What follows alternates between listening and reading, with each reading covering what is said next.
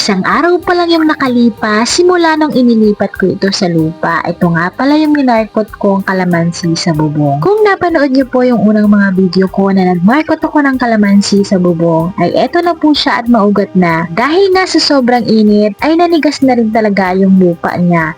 Hindi ko naman siya palaging nadidiligan doon sa bubong dahil nga mataas. Kumuha na lang din ako ng dahon ng saging para maging pataba sa lupa.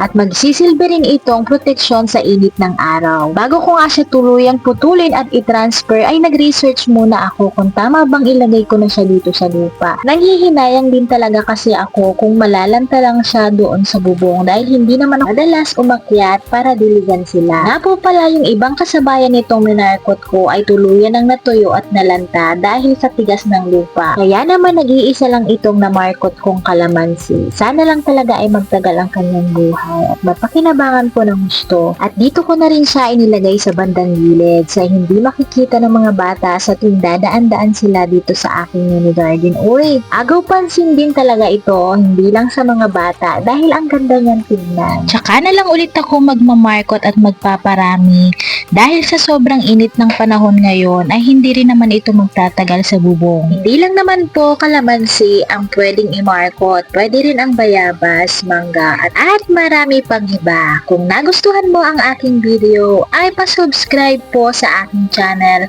para updated ka sa mga bagong video. Salamatun! Bye-bye!